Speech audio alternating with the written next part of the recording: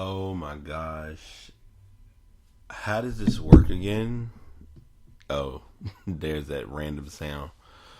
What it is, what's good, what's happening. Literally 2 days left in 2016. And thought I'd go ahead and revive the podcast for a moment. Didn't do a video because normally I'll post a video on Snapchat saying that I'm about to do my podcast, but I didn't. And the reason why I'll get into later. But nonetheless, it's good to be back. And I must say, there's definitely some good things in store. And I'm kind of going to be giving a little bit of what I'm going to be doing without giving too much, if that makes sense. So we want to just go ahead and make this be what it's meant to be. So nonetheless, I hope everyone has had as positive or as productive of a year as they can. I know for a fact personally, this year has been about growth and adjustments and transitions in ways that I never would have expected. I will kind of go a little off course, but I'll kind of reel it in as needed. When I initially, worked on the podcast, I was like, okay, I'm going to do my episodes here and there and kind of make it do what it does. But now I've kind of lately I've seen myself investing a lot more time and a lot more energy into it. And the results have been interesting because I remember telling someone as had a request of saying they wanted me to do a podcast about their basketball team. And of course, the minute I did that podcast, supposedly they started losing because of me, but I think it was just they hit that wall like most teams do. So I guess I can say my little bro listening, if you checking out the podcast, so if I send you the link for it, you can go ahead and I'll go ahead and say I was wrong, you were right. I shouldn't have said nothing about it. Maybe they would have still had a good little run going on. But that's not really what I'm going to be talking about today. Just to kind of make everyone clear, I was in last place in the fantasy league. I kind of just, because at one point I was wondering, I was like, are games or matches still going on? It was like, yeah, it's playoffs. It was like, oh, no wonder. I don't really need to be a part of that because I had a struggle pretty much from the beginning.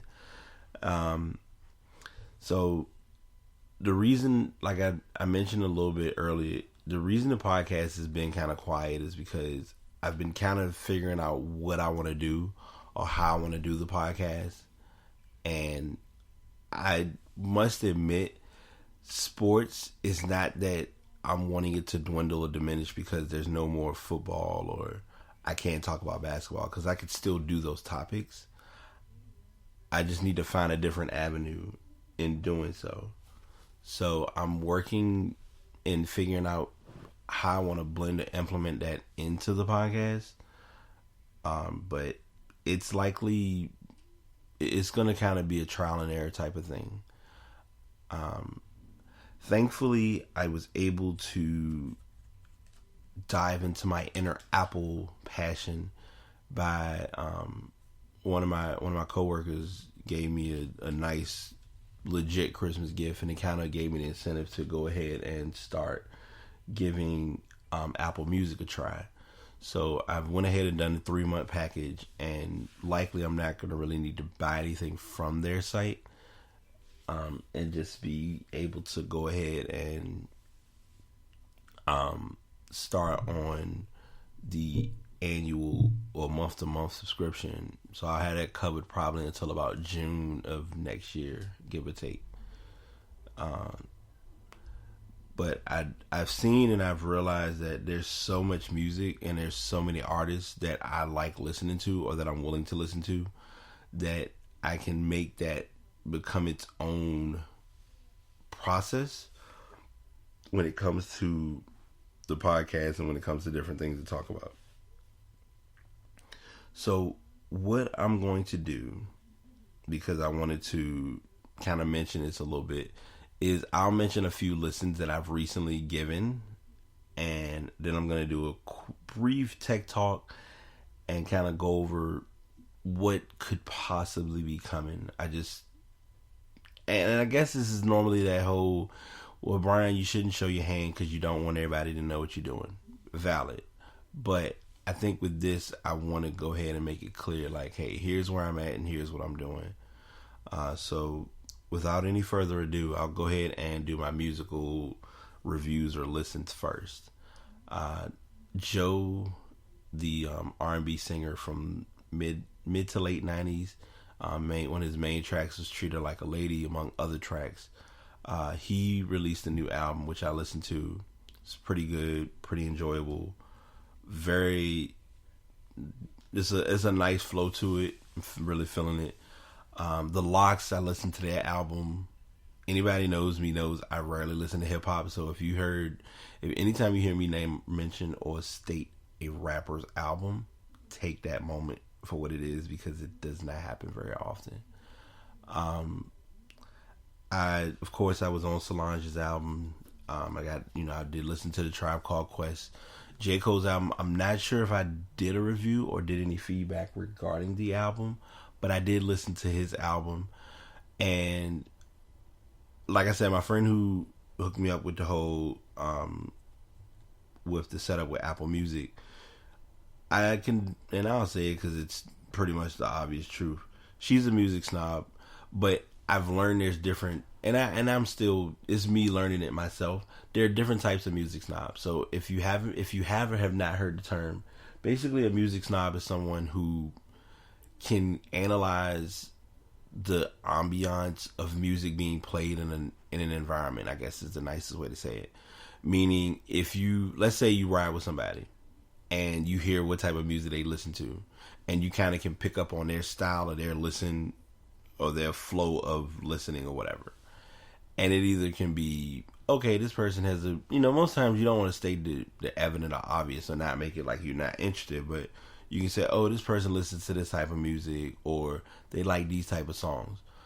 Well, it kind of then elevates into the club environment or when you go out partying somewhere, because if someone plays music, you're able to pick up, oh, I see they did this mix, or I see that they added this song in their queue, or just ways of how a person plays music. And you pick up on things like that when you go out enough, or you kind of just been able to peruse the scene involving music. So then it kind of ties into how you listen to music or your preferences of what music you do or don't like. Like, for instance, in her case, she's not a 90s fan. And I had to really step back and understand, like, why didn't she like the 90s? And I was like, wait, never mind. If you were born in the 90s, you're not going to like 90s music. Whereas with me, I'm an 80s baby. Like, I was born in the 80s, like early 80s. And I pretty much blended right in as like a teenager, as I was graduating high school, listening to 90s music. So it's and then there's the asterisks and the exceptions where it's like, okay, I'm not a 90s fan, but I like these artists from the 90s. Like R. Kelly was from the 90s, so that's one of her big artists. It was kind of like a tough moment because we were talking about Janet. Like I mentioned, she was like, I'm a big Michael Jackson fan, but I don't like Janet Jackson. And I was like, okay, wait, so all right, enough said, not touching it. But then on the other side of it, she's got the background and the passion for 70s and 80s music. Because, in most cases, and a lot of people, you'll learn this with music listeners, if you have family members or parents or grandparents who listen to old school music, who have vinyl records, for y'all young kids who listening and don't have a clue what a vinyl record is, ask either your mother or your grandmother what a vinyl is. Either they're going to find it online if you don't Google it, or they'll physically have one to show you what a vinyl is. And if they have a record player, that's an even bigger deal, because the thing, and I talked with someone about this before, it's the difference of music now versus back then. Music now, everything's digital. Back then, to say it without saying it, it was analog, meaning if you listen to a song, you got the full understanding of the song thanks to how it played and how detailed. Like you could tell, like when you put the needle on a record, you literally would hear the needle as it not scratch the record, but how it would balance out the song, and you could it would ease into it playing, along with just the smallest things such as, and if any of you have not seen it, and this is my music tangent, so this is kind of my exposure of what I'm looking at doing next year, is listening and playing a lot of music and coming at y'all and saying, here's some albums I think y'all need to listen to. Here's some albums I'm not sure about, but they're coming and you might like it. It's not me, but that doesn't mean it won't be a good album. Things of that sort. But if you have not seen the series, two things. First, you'll want to see the movie Dope, because it talks about different things related to music and the 90s culture. But then if you want to get that 80s and that 70s feel of, the whole New York, the 5 boroughs, I would recommend watching The Get Down. The Get Down is on Netflix. And those who know other ways of watching it, you have those options as well. But I wanted to at least give that little music tangent and kind of make it clear that music will be consuming a good amount of this podcast. I made my efforts in saying, okay, I'm going to do sports, and I can still do sports. I probably will be doing sports in a different manner. Just got to kind of see how I want to do that.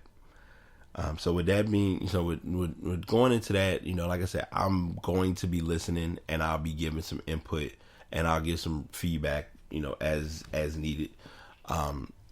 So I'm gonna be a little emotional because I'll talk about the bad news first, because this one just kind of caught me for a blindside, unexpected moment. I currently own an iPhone 7. I've had my iPhone 7 now for probably a couple of weeks, if not longer. And I personally am a fan of it. I'll go ahead and get the obvious question that everybody's going to ask out of the way. Is it hard adjusting to not having a headphone jack? And the answer is no. And there's 3 reasons I say that. Number one, most companies and most people nowadays anyway prefer Bluetooth or wireless over having a wired headset. I was at a Starbucks one day and someone made a conversation or a comment about the fact that if you're wired or if you're wireless with your listening, it could interfere, or there's a likelihood that someone could hack into your information. That, to me, if you believe things like that, that's your personal preference or choice. I can't go against that on any level, but you really got to kind of think about technology a little bit. If someone's able to hack into your phone through a I'm gonna just let that go, and it's gonna be in the podcast because it's been a minute. If you really believe that someone can get into your information through your Bluetooth, got a ways to go with learning a little bit of technology side of things. So I'm sharing that and I'm speaking on that because that's the biggest gripe and the biggest concern that a lot of people have about the iPhone 7 is, oh my God, they removed the headphone jack. What are we going to do? A lot of people don't remember or can relate. Android did the exact same thing. And this is me educating folks because I really want this to be pointed out. When Android's first device was released, aka the G1 didn't have a headphone jack. Let me repeat what I said. The Android G1, which was the first phone that Android brought out, did not have a headphone jack. It had a port that was a multi-port. That meant that the port was used either to listen to, you had a pair of headphones that came with the phone that you would plug into that jack to listen to music, or you would have to remove those headphones out and then actually plug in the phone to charge it. Eventually, time progressed. They came out with a port or a device similar to what Apple has that nobody remembers, but I was one of those techies who bought it, where you could hook the piece onto it, and it had the port for the 3.5 millimeter headphone jack or whatever, however you want to describe it. Anybody who was diehard Sidekick fans, newsflash, y'all didn't have headphone jacks either. You had a headphone jack, but you had to use the headphone compartment or the size that was equivalent to the headset that came with the phone. And then some people found different, you had to find third-party developers or companies who would make the similar headsets to use.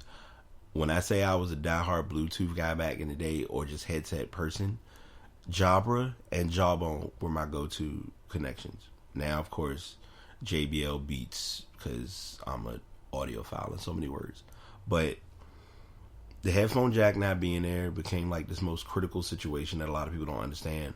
But Apple gave you the solution to that by giving you the little port or the adapter to connect. Now, one suggestion, and I got this from Flossy Card, I believe is his name, on YouTube.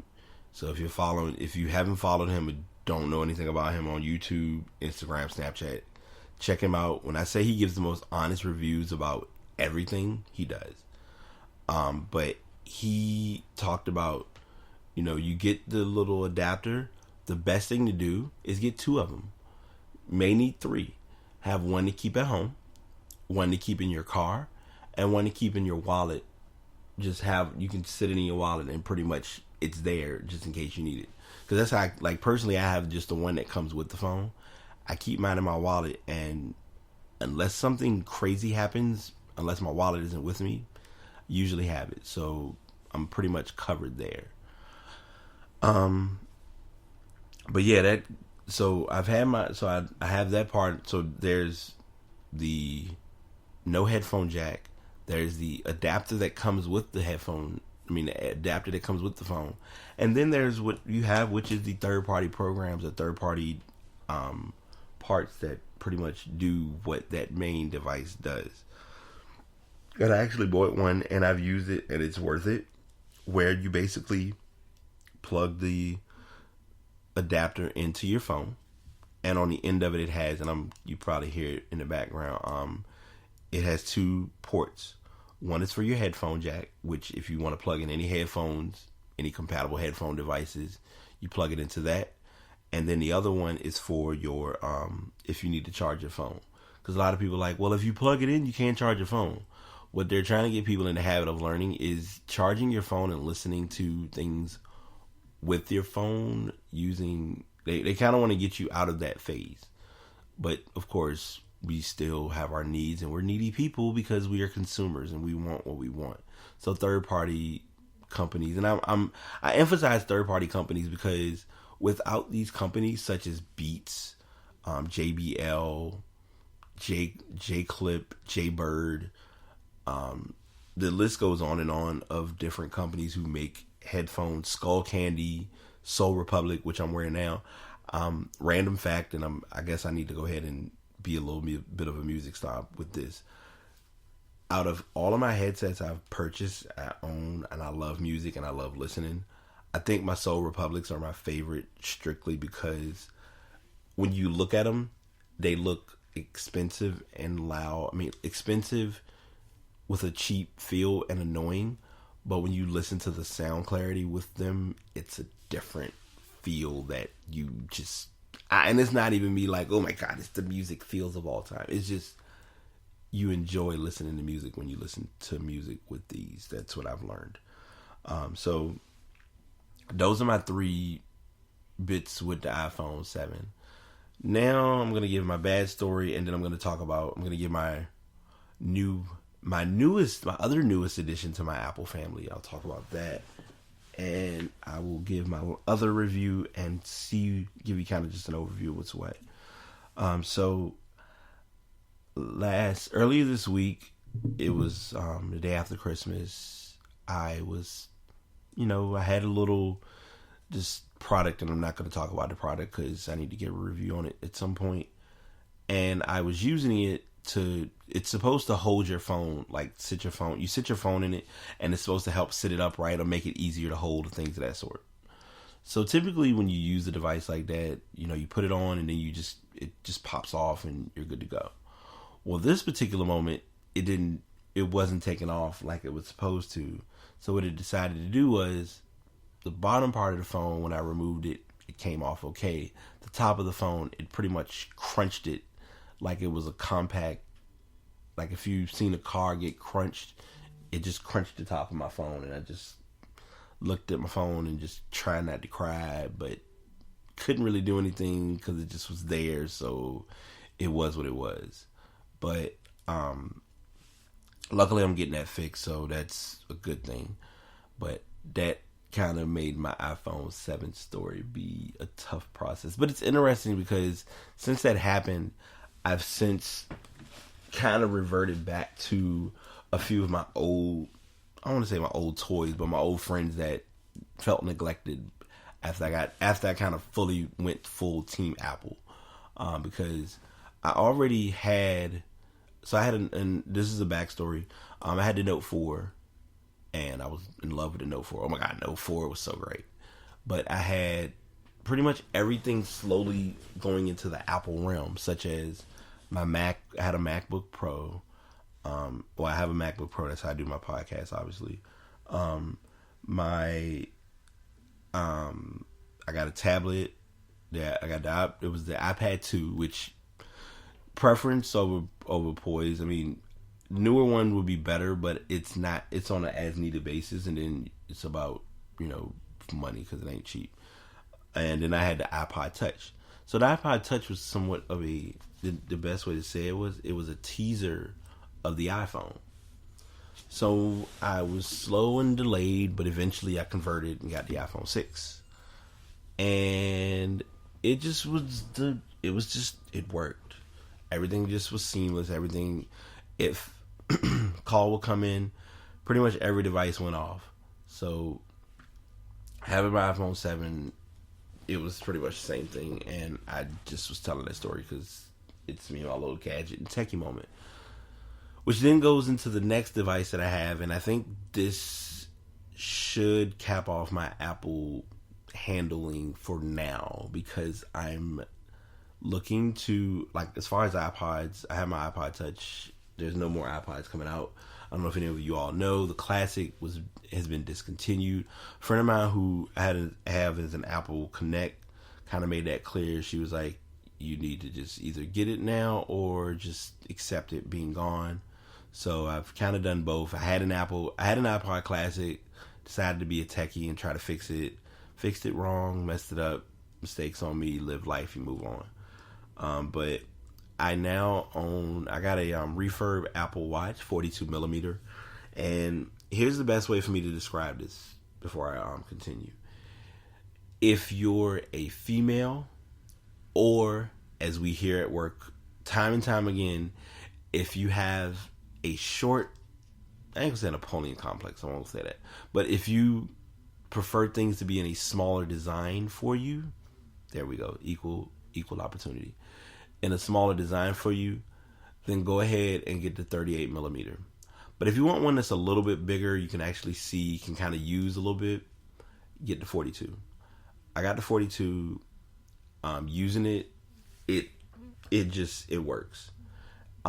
As far as using it with your phone, I did not use it with the 6 at all, the iPhone 6 Plus. But it worked with the iPhone 6 Plus. It worked with most iPhones, if I'm not mistaken. I think up to 5, from 5 on up, it should work. You can control, if you want to listen to music, you can control it from your watch. Only feature that I'm still trying to get a feel for is Shazam. Not Shazam. Siri. Because Siri that's set up on the watch runs a little differently than Siri from your phone. Because if you do the Hey Siri option, it can be a little wonky, but it looks like it picks up information. It doesn't pick up information. So I'm still trying to get a feel for that. But as a whole, I like to watch. Workout wise is great. A few weeks ago I used it as far as when I was working out. It has a workout option where you kind of set a goal and you just work out. And once you're done, it kind of gives you a rundown of what you did. It'll tell you your beats per minute as far as your heart rate. Feature that a lot of us don't do enough is just take a moment and just step back and just breathe. And it makes you do that at least, I want to say it's 5 times a day. True story, and my twin will probably laugh at me for telling this, but one day we were at a little get together and we were all hanging out, and she was like, all right, I'll be back. And I was like, oh, she's going to do her breathing. Because it's fun because it literally will remind you, hey, have you breathed today? Take a moment, and it takes a minute, and you can set how many times it makes you breathe in that 1 minute. Mine's I set is I think it's set at default. It's like 7 sets, and it doesn't take that long. Once you're done, literally it's a minute. You didn't realize it was a minute. The bands. All right, 2 things. I'm gonna say this about the bands, and then I'm gonna get into my Fidget Cube review, then tell you what's coming. Bands for the watch, unless you prefer to just get them from Apple and pay the $49, aka nearly, might as well say $51 for the band. eBay, Groupon, Geek, Wish, all of those sites, I would recommend you getting them from there. The reason why is because they're going to be merely the same quality, if not better, than what you would get if you went to the Apple store and bought those bands. I have a band on mine now. It's about $12, but it's similar to the Nike band, and it's a color that they don't have. But I like it because, of course, red and black. Anyone who knows me knows one of those 2 colors will be worn. And also, if you're looking for really inexpensive bands as well that are still good quality, I got 2 bands from Best Buy. They both were $10 a piece, and I have no complaints about them at all. So that's my input on the Apple Watch. It's worth getting. It's worth getting for different reasons. One feature that I'm looking forward to using, because I'm planning on using it while I'm in Baltimore. I want to keep saying Myrtle Beach, and ask me why. While I'm in Baltimore, is to try out the Pokemon Go app. Now, as a YouTuber has stated, and I am going to be the one to confirm, do not buy the watch just to do Pokemon Go, or do not buy it just to work out. If you're going to use it, utilize all the features to its full potential. And another thing to add, and then I'll go to my last review. If you know you have a lot of notifications that come to your phone. Now, to be clear, before I want to make sure I mention this, the way the watch is set up, it's set up where it works according to what your phone does. So it's going to mirror most of what your phone has the ability of doing. So if you get a text message on your phone, your watch is going to get the notification. It's beneficial to get that because in some jobs, such as mine, you can't have your phone out on the floor, which is totally understandable. No problem, no big deal. But with that being said, if you get notifications of a text through Messenger or whatever the case may be, you can comment, you can reply right there on the spot. You can do a voice message and send it to someone. They can get it, respond, on your way. As far as you can do scribbles, so you can write out messages to someone. It takes a while, but it depends on how long. If your message is long, just speak it. The recording of your voice for the watch, pretty good. Only thing you have to keep in mind, just like anything else, background noise can either make or break how the message can come across to the other person. So just keep that in mind. But the thing that I want to mention, and I want to point this out because it's important, if you do not have to, if you have a lot of apps that send notifications to your phone, do not mirror or do not let your watch mirror all of those apps. Prime example, I have Bleacher Report. Bleacher Report, which a lot of you may or may not know, is a sports program, a sports app that pretty much gives you on-the-fly stories, team stream, telling you about certain teams, certain trades, certain rumors, certain stories. If you don't want every single one of those stories to come to your watch, turn that feature off on your phone. And as far as through the watch app. So you manage most of the apps through the phone. and then from there they're just handled on the watch to be viewed or modified as possible. If you get a lot of emails, random information, I would definitely not mirror those, because they'll come in just like that with no hesitation. All right, 30-minute mark, and I've rambled about a lot of things, and I still got this other part to do. So I have been bad with doing this, and I'm going to tell everyone now. Wait until March to buy this product, because I've been buying it and it's been done wrong every time. There's a new device that's coming out that some companies claim to have, even though it's not valid yet, which is called the Fidget Cube. What is a Fidget Cube, Brian? Well, I'm glad you asked. The Fidget Cube is used for anxiety and stress, and it helps you with de-escalating your anxiety and de-stressing from whatever you may or may not be going through. It basically is a cube that has 6 sides. Obviously, if it didn't, it wouldn't be a cube. It has 6 sides, and each side has a different feature. One side has what's called it's for like a stone, where you basically can just rub your finger across it, and it's a rubbing. It's basically to kind of just give you that, okay, let me get calm, let me stay calm. There's one side that has it has 5 dots. 3 of the dots are clickable, 2 of them are not. You can just press the other 2 and they'll work just fine. But the other 3, if you click them, they actually make sounds. You heard the next one. It's one that pretty much looks like a light switch. You can just flick it back and forth. Someone looked at it the other day and thought it was equivalent to a counter when you go to to a club or something, where it counts you coming in, people coming in or going out or whatever. But it's mainly to kind of just give you that little click feeling. Because typically, and here's what a lot of these are for, and this is going to sound real weird.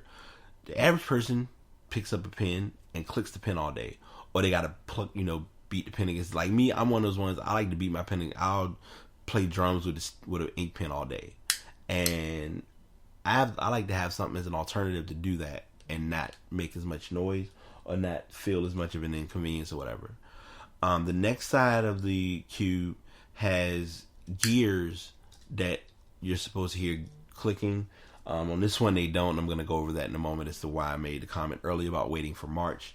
And then it has it's a metal ball that you can just kind of rub back and forth, roll back and forth. And I know I'm using these terms and it's probably sounding very borderline and inappropriate, but y'all know me. I'm just being me. Then there's the joystick. It's one that literally is like a joystick for a video game.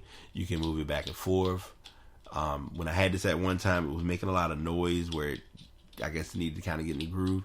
I've had it for a while. There it is. Never mind. But it's pretty good for what it does. You can rotate that on its own. It's not bad for what it does. The last side, it's basically, it has a dot it's a circle. It has a dot on the end of it, and you can just kind of put your finger over the dot and just have it going. It just goes in a circle, and you can just kind of be doing that and not know. Pretty much, you can sit and use this and forget you're using it because it has so many features of what it's capable of doing. Now, here's why I said to wait till March story.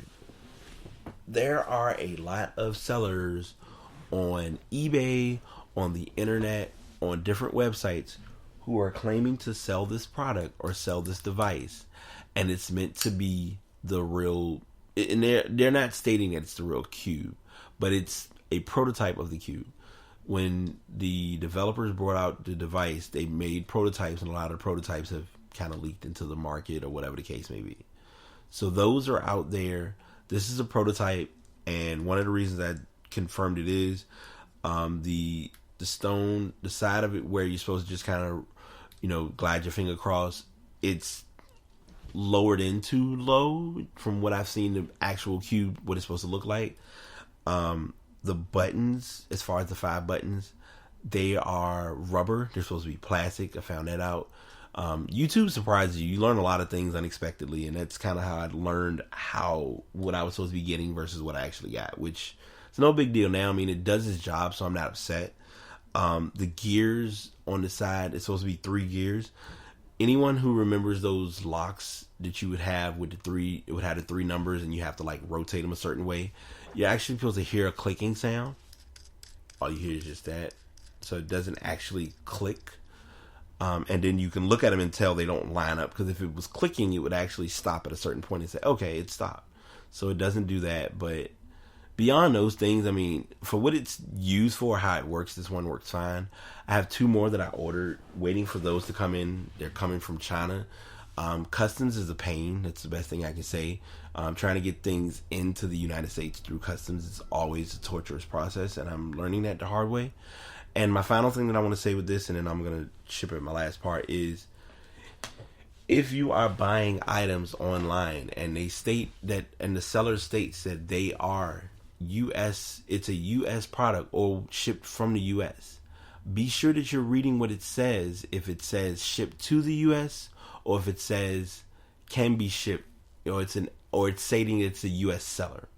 And here's why I say that. A lot of sellers are going to say, you look at the product, you go online, you put in, see the information. Oh, it's a US seller. It's US product. Ships from, and it says, oh, it's being shipped from California. Cool. Go through the process, buy it, and you look online. You get I do PayPal. You get a PayPal notification. You realize with the PayPal notification, it says, oh, we're sending this, but it's going to be, the PayPal seller, their name isn't.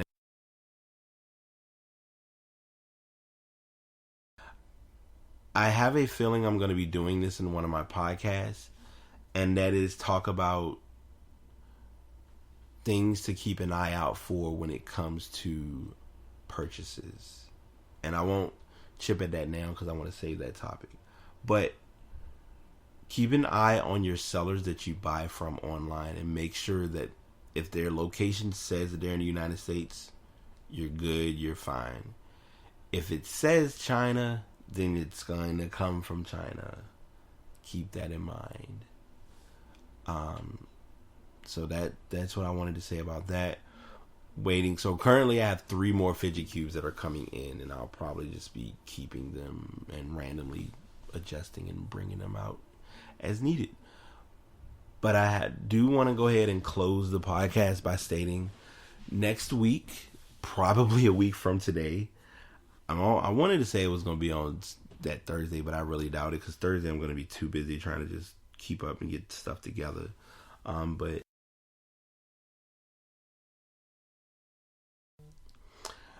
I will be doing a podcast from MagFest, and the best thing I can tell you is to watch out. There will be lots of truth, plenty of substance, and a whole lot to share. So all I can tell you now, if you listen to the podcast I did last year, it's probably going to be just as bad as that one, but we're going to have fun. So I'm going to end it there. Last thing I want to mention before I get to this too slow option with GarageBand. If you are interested in joining me as a co-host, bratepodcast@gmail.com. I'm tired of getting Twitter emails. I actually want to get emails from people who are interested in joining me on my podcast. And I'm really being serious. If you really would like to join this in what I'm doing, please don't hesitate.